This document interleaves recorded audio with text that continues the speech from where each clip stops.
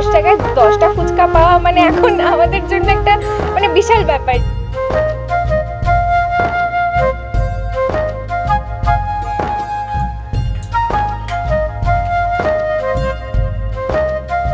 না, এখানে আমরা যেখানে বেলছি এখানে পাইকারি যায় সব মাছ। সব থেকে ভালো লেগেছে চিকেন ফুচকা, ভালো লেগেছে।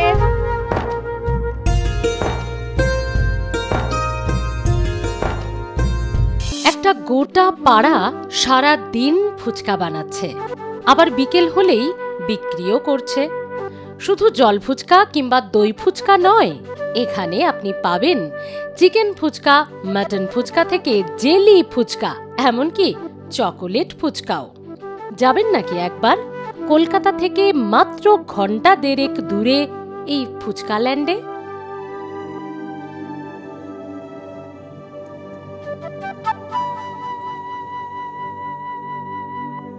শিয়ালদা থেকে ট্রেনে উঠে নেমে পড়ুন কাঁচরাপাড়া স্টেশনে। তারপর একটা টোটো নিয়ে সোজা চলে যান বাগমোড় পেরিয়ে রানী রাসমণির ঘাটে। হ্যাঁ, এখানেই রয়েছে ফুচকা প্রেমীদের সেই স্বর্গ। এলাকার নাম শহীদপল্লী হলে কি হবে, মানুষ তো এখন এই এলাকাকে চেনে ফুচকা গ্রাম কিংবা ফুচকা পাড়া নামেই। ফুচকা খেতে আমরা কে না ভালোবাসি। কলকাতা সহ বিভিন্ন জায়গায় এখন 10 টাকায় ফুচকা সেই অর্থে আর পাওয়া যায় না, যেটা পাওয়া যায় 20 টাকায় হিসাবে ফুচকা পাওয়া যায়। কিন্তু এমন একটা জায়গা এখনও রয়েছে যেখানে নাকি 10 টাকায় 10টা ফুচকা বা 10 টাকায় 12-13টা ফুচকাও পাওয়া যায়। আর সেই জায়গার খোঁজেই আজকে আমরা বেরিয়ে পড়েছি। একেবারে কাঁচরাপাড়া স্টেশন থেকে আরও খানিকটা এগিয়ে এসে বাগমোড়, আর সেখান থেকে আর একটু ভেতরে এগিয়ে এসে রানী রাসমণি ঘাট। আর সেই ঘাটের সংলগ্ন একটা পাড়া, যে পাড়াটার নামই একেবারে ফুচকা পাড়া। এলাকা জুড়ে কম বেশি প্রায় সব বাড়িতেই ফুচকা বানানো হয়। কেউ বা ফুচকার হোলসেলার, তো কেউ ফুচকা বানিয়ে বিকেলে তা বিক্রি করেন। এক একজনের ব্যবসা প্রায় 30 থেকে 35 বছরের পুরনো। সকাল থেকেই চলে ফুচকা বানানোর কাজ। শুধু তো আটা ময়দা মাখা নয়, এর পাশাপাশি লেচি কাটা, বেলা, ভাজা, অনেক ঝকমারি, যার জন্য আজ এই শহীদপল্লীর নাম ফুচকা পাড়া হয়ে গেছে। আসুন তার সঙ্গে পরিচয় করিয়ে দিই। আমি আগে করতাম ঢাকায় জামদানি শাড়ির ব্যবসা, মানে শাড়ি তৈরি করতাম বাড়িতে। আমার 28-29খানা কর্মচারী কাজ করতো, তাই সেই ব্যবসায় যে কোনো কারণে চোট খেয়ে গেলাম। তাতে প্রচুর টাকা চোট খেয়ে গিয়ে তখন দেখলাম যে ছেলে মেয়ে কী করে বাঁচাবো। 3টে ছেলে, একটা মেয়ে, আমরা দুজনের 6টা পেট। তখন আমি এটা শিখে আসি রানাঘাট থেকে। শিখে এসে তখন আমি এই তৈরি করে করে নিয়ে পাড়ায় বিক্রি করতাম। তা আমার বিক্রি করা দেখে যে না, এত ভালোই আছে, যাক বাজারঘাট করছে, খাচ্ছে, কোনো টেনশন নেই। তখন ওই দেখা দেখি আস্তে আস্তে কেউ এসে শিখে গেল, কেউ বলে দিতাম। এইভাবে মোটামুটি এখন প্রায় 120-25 ঘর এই ফুচকার উপরেই নির্ভরশীল। আমরা এখন ওই 25টা ঘর, এবং আরও বাইরের থেকেও এসে শিখে গেছে, শিখিয়ে দিয়েছি। তারাও খুব সুন্দরভাবে করে খাচ্ছে। শিমুরালির থেকে একজনা আছে, হালিশহর একজনা আছে, একজনের শ্যামনগর আছে, এরকম আরও অন্য জায়গাও আছে, করে খাচ্ছে। আর আমরাও যাক টুকটাক করছি। হ্যাঁ, সবাই না, এই পাড়া তো বিরাট পাড়া, তার ভিতরে আমাদের এখানে 120-25 ঘর মতন এই ফুচকার উপরেই আমরা নির্ভরশীল। এখানে প্রত্যেকটা বাড়িতেই এই মাথার দিকে মানে এই ফুচকা পাইকারি কেউ বিক্রি করে, এই যে রাস্তার সাইড দিয়ে। তারপরে অন্য জায়গা আমরা পাইকারি দিই, আমার ছেলে বিক্রি করে, বড় ছেলে কাঁচরাপাড়া। আর এই শুধু পাইকারি দিই। আমাদের বাড়িতে এখন বর্তমান সময় 35-40 কিলো আটার ফুচকা হয় রেগুলার। এইটাই এখন চলে গেল, এই এখন আবার তৈরি করছি। এটা রাত্রে চলে যাবে, আবার ভোরবেলা তৈরি করবো, ওইটা 12টা-1টার সময় বেরোবে। রেগুলারের মাল রেগুলার আমাদের বিক্রি হয়ে যাচ্ছে। আর আমরা এই যে পাইকারি দিই, আমাদের এটা হচ্ছে 48 পয়সা পিস, 480 টাকা হাজার। আমাদের এখানে বেশি হয়েছে কেন, আমাদের এই ইউটিউবিতে আমাদের ভালো করে দিয়েছে, যেটা সত্য স্বীকার করতে হবে, ভালো করে দিয়েছে। এবং এখানে এসে কম দামে পায়, কারণ কম দামে 480 টাকা হাজার। এবার এখান থেকেও কেউ নিয়ে পাইকারি দিচ্ছে। এই যে খড়দার চলে যায় একজনা, ওখানে নিয়ে পাইকারি দেয় 700-800 টাকা করে হাজার।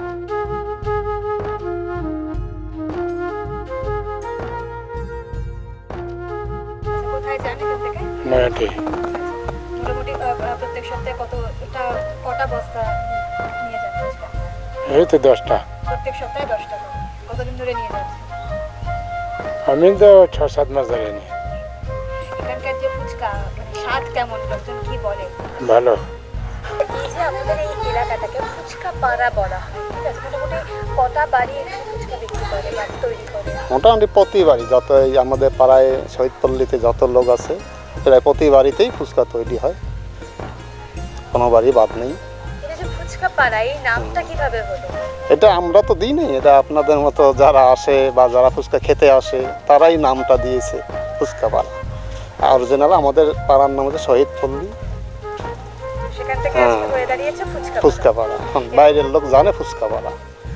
এবং এই যে আপনাদের এখানে আমরাও দেখছি যে প্রত্যেকটা বাড়িতে যেমন ফুচকা তৈরি হচ্ছে। হ্যাঁ, তৈরি হচ্ছে। মূলত কোন কোন জায়গা, মানে এখানে যারা আসে কোথায় কোথায় গেলে বিক্রিটা কোন কোন জায়গা হয়? প্রত্যেকটা বাড়ির সামনে কি বিক্রি হয়? হ্যাঁ, মেন রোডটায় প্রতিটা বাড়ির সামনেই বিক্রি হচ্ছে এবং গঙ্গার ঘাটে, রানীহাসমণি ঘাটে ওখানেও বিক্রি হচ্ছে। প্রায় 5 থেকে 6 হাজার ফুচকা এক একটা বাড়িতেই বানিয়ে ফেলা হয়। মহিলারাও সমান তালে কাজ করেন এখানে, বা বলা যায় মহিলারাই যেন এই গ্রামের চালিকা শক্তি। শীত, গ্রীষ্ম, বর্ষা সব উপেক্ষা করেই বছরের পর বছর ধরে দিব্যি হাসি মুখে ফুচকা বানিয়ে চলেছেন তারা। এই ফুচকা পাড়ার কম বেশি সব বাড়িতেই কিন্তু ফুচকা বানানো হয় এবং এর পাশাপাশি বিক্রিও করা হয়। বেশ কয়েকটা বাড়িতে ঘুরে যেরকমটা দেখা গেল যে পুরুষরা তো বটেই, এর পাশাপাশি এই ফুচকা বানানোর ক্ষেত্রে সমানভাবে হাত লাগান মহিলারাও। তারা জানাচ্ছেন যে সকালবেলা এবং একেবারেই বিকেলের দিকে কিন্তু দুবার এই ফুচকা বানানোর কাজ তারা করেন এবং শুধুমাত্র 100-200 তো নয়, স্বাভাবিকভাবেই প্রত্যেক দিন কয়েক হাজার ফুচকা তারা তৈরি করেন। সকাল থেকেই সেই যে ময়দা বা আটা বেলা, এর পাশাপাশি সেগুলোকে একেবারেই সুন্দরভাবে একেবারে ফুচকার যে শেপ সেই শেপ দেওয়া এবং এর পাশাপাশি কিন্তু সেই ফুচকাটাকে সুন্দরভাবে মচমচে করে ভেজে তোলা। কাজটা কিন্তু শুনতে বা কাজটা বলতে যতটা সোজা লাগছে, কাজটা করার জন্য কিন্তু অনেকটাই শ্রম দিতে হয় মহিলাদের। তবে তারা জানাচ্ছেন তারা কিন্তু একেবারেই হাসি মুখেই সেই কাজটা করেন, খুব ভালোবেসে তারা সেই কাজটা করেন। সব মিলিয়ে কিন্তু একেবারে ফুচকা পাড়ার এই বিখ্যাত হয়ে ওঠার পিছনে ফুচকার যত না স্বাদের একটা অবদান রয়েছে, এর পাশাপাশি এই পাড়ার মহিলারা তারাও কিন্তু যথেষ্ট যে পরিশ্রম করেন সেই ছবিটাই কিন্তু ধরা পড়ছে ফুচকা পাড়ার কার্যত প্রত্যেকটা বাড়ির থেকে। আমি 2 বছর। কখন থেকে শুরু হয় কাজ? কাজ দুবেলা হয়, সকাল 6টা থেকে শুরু হয় 9:30 অবধি, আর বিকেল বলতে এই দুপুর 2:30 থেকে 5টা অবধি চলে। এটা কি একদম আপনারা বিক্রি করেন, মানে কোনো ফুচকার দোকান রয়েছে? না, এখানে আমরা যেখানে বেলছি এখানে পাইকারি যায় সব মাল। আচ্ছা, মোটামুটি প্রত্যেকদিন আমরা তো দেখতে পাচ্ছি ফুচকা বেলছে। হ্যাঁ, তো মোটামুটি কটা করে বেলতে হয়, মানে কটা করে তৈরি হয় মোটামুটি? এখানে তৈরি হয় 10-12 হাজার তৈরি হয়। আমরা এখন এখানে ওই 5-6 হাজার মাল বেলবো 4 জনে। 4 জনে মিলে 5-6 হাজার? হ্যাঁ। শুরুটা হলো কিভাবে? 2 বছর আগে এই কাজ করবেন, শুরুটা কিভাবে হলো? শুরু এখানে আমাদের এটা একদম পুরনোই কারবার, এখানে ছোটবেলা থেকেই হচ্ছে, আচ্ছা, তো সেখান থেকেই শেখা। আর একেবারে নিজের হাতে ফুচকা বানিয়ে তারপর ফুচকা খাওয়া, সেই বিষয়টা কেমন লাগে? সেটা তো দুর্দান্ত। আর এখানে তো আপনাদের এখানে শুনেছি যে শুধুমাত্র জল ফুচকা বা দই ফুচকা নয়, পাশাপাশি আরও অনেক রকমের ফুচকা পাওয়া যায়। কী কী পাওয়া যায়? এখানে ভ্যারাইটি রকমের ফুচকা আছে, তোমার এগ, চিকেন, মটন, চিংড়ি, লোটে, ভেটকি, এগ, তারপরে আইসক্রিম, চাটনি দই তো আছেই। হ্যাঁ। কবে থেকে করছো এই কাজটা? অনেক বছর, তখন ক্লাস 6-7-এ পড়ি। 6-7 থেকে একদম কীভাবে শুরু হলো? একদম বাড়িতেই সবাইকে দেখে? না, বাড়িতে না, এই দাদাদের বাড়িতে আসতাম, তখন থেকেই দেখে দেখে শেখা। রোজ মোটামুটি কটা করে ফুচকা বেলতে হয়? রোজ ওরকম 5-6 হাজার মাল হয়, সবাই মিলে বেলি। সকাল বিকাল দুবেলা মিলিয়ে 12-13 হাজার মাল হয়, সবাই মিলেই বেলি। রোজ দুবেলা করে আসো? হুম। আর তারপরে বিকেলবেলা যখন তোমাদের এখানে বিভিন্ন জায়গা থেকে মানুষ ফুচকা খেতে আসে, তখন একটু ফুচকা খেতে যাও? হ্যাঁ, কম বেশি যাওয়া হয় সময় পেলে।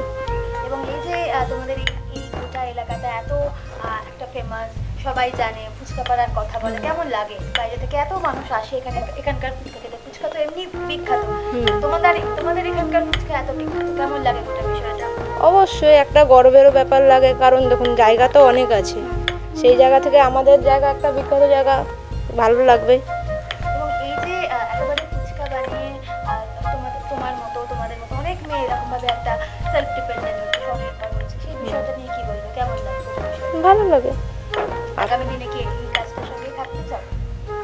এবার দেখুন সেটা তো বলা সম্ভব না, ইচ্ছা আছে থাকার। বিকেল নামতেই ভিড় বাড়ে ফুচকা পাড়ায়। কত জায়গা থেকে মানুষ আসেন এখানে শুধুমাত্র ফুচকা খেতে। আলু মাখা দিয়ে টক জল ফুচকা তো আছেই, তার সঙ্গে আরও কত স্বাদের ফুচকা, চিকেন, মাটন, চিজ, আইসক্রিম, এমনকি মিষ্টি দইও নাকি এখানে ফুচকার পুরে ব্যবহার করা হয়। স্বাভাবিকভাবেই এত ভ্যারাইটি স্বাদ নিতেই দূর দূরান্ত থেকে ফুচকা প্রেমীরা আসে ফুচকা খেতে। মাঝে মধ্যে আসি আমরা ফুচকা খেতে। এই দোকানের কোন ফুচকাটা সবথেকে ভালো লাগে? সব থেকে ভালো লেগেছে চিকেন ফুচকা, ভালো লেগেছে, তারপর চাটনি ফুচকাও ভালো লেগেছে আমাদের খেতে। খুব ভালো লেগেছে, মানে আমরা তো আগে জানতাম না, আমরা বাইরে হোস্টেলে থাকি, তো দিদিদের কাছে শুনেই আমাদের এখানে আসা হয়, আর এখানে এসে টেস্ট করেছি ফুচকা, খুব ভালো লেগেছে। চিকেন ফুচকা ভালো লেগেছে, তারপর চাটনি ফুচকা, দই ফুচকা, ইভেন জল ফুচকাটাও ভালো লেগেছে। যেমন চিকেন ফুচকা, তারপরে জল ফুচকা, তারপর চাটনি ফুচকা, এগুলো ট্রাই করলাম। আচ্ছা, আমরা তো বরাবর জানতাম যে ফুচকা মানে জল ফুচকা বা দই ফুচকা। এখন তো ফুচকার যে এত রকমের একটা ভেরিয়েশন, একটা ফিউশন বলা যায় ফুচকায়, যে ফুচকার মধ্যেও চিকেন, মাটন, এমনকি আইসক্রিম পর্যন্ত এখন পাওয়া যায়। কেমন লাগে বিষয়টা? বিষয়টা বেশ ইন্টারেস্টিং আর অনেক টেস্টিও হয় জিনিসগুলো। 10 টাকায় 10টা ফুচকা পাওয়া মানে এখন আমাদের জন্য একটা মানে বিশাল ব্যাপার, যে 10 টাকায় 10টা করে ফুচকা দিচ্ছে। মানে অন্যান্য জায়গায় এখন 10 টাকায় 4টে ইভেন হয়ে গেছে, তো সেখানে 10 টাকায় 10টা ফুচকা খেলে মনে হচ্ছে না অনেকটা হয়ে গেছে, আর পারা যাচ্ছে না। তো এখনও যে 10 টাকায় 10টা ফুচকা পাওয়া যায়, এটাই একটা কারণ এখানে আসার জন্য। তো অন্যান্য যে ভ্যারাইটির ফুচকা রয়েছে সেগুলো তো পাশাপাশি রয়েছে, আর 10 টাকায় 10টা ফুচকার জন্য কথাই হবে না। এখনও 10 টাকায় 10খানা দেয়, আর জল ফুচকা আর চিকেন ফুচকা বোধ হয় 6খানা না 8খানা দেয়, প্লেটে 40 টাকা করে নেয়। মোটামুটি এখনও পাওয়া যাচ্ছে 10 টাকায় 10খানা জল ফুচকা। 10 টাকার 10টা এখন হয়েছে, আমরা এর আগে আরও 10 টাকার 14টা আমরা 16টা করে বিক্রি করতাম। এই 3 বছর 2 বছর আগে পিছিয়ে গেলেও আমরা 14টা করে দিতাম, 12টা 14টা করে। এখন 10 টাকার 10টা, কখনো 8টা। আলুর দাম প্রচুর হাই এখন, এর জন্য বেস্ট কাস্টমার যারা আছে তাদের বলি 8টা, শুনলে না শুনলে 10টা খাওয়াই, ঠিক আছে? তো ভ্যারাইটিস ধরনের ফুচকা আমার কাছে আমি নিয়ে বসেছি। এখানে সবাই জল ফুচকা বিক্রি করতো, এত দোকানও ছিল না। আমি যখন শুরু করেছি তখন এইসব ভ্যারাইটিস অদ্ভুত ভাবনা চিন্তা খাবার, এইসব চেনাশোনা জিনিস ডিফারেন্স ফুচকাতে ট্রান্সফার করে আমি বিক্রি করি। তাতে এখানে যেমন মিডিয়া, যেমন বাইরের লোক, সব ধরনের লোক এখানে আসে। হ্যাঁ, তার দরুনে এখানে আমাদের ব্যবসাও খুব ভালো চলে। আর এই গ্রামের প্রত্যেকটা মানুষ কেউ আর এখন বসে নেই, সবাই। কিন্তু একটা বিষয়, সবকিছুর তো দাম বাড়ছে, সেই জায়গায় দাঁড়িয়ে এখনো পর্যন্ত 10 টাকায় 10টা ফুচকা বা 8টাও কিভাবে দিতে পাচ্ছি? মানে আমরা এটা নিজেরাই হাতে তৈরি করি। আমরা কোনো কোম্পানি বা কারখানা থেকে কিনে নিয়ে এসে বিক্রি করি না। আমরা নিজেরাই কোম্পানি, নিজেরাই কারখানা। আমরা আমাদের কাস্টমারদের আমরা খাওয়াতে পারি। এই মার্কেটটা 30 বছরের মার্কেট, জল ফুচকার মার্কেট।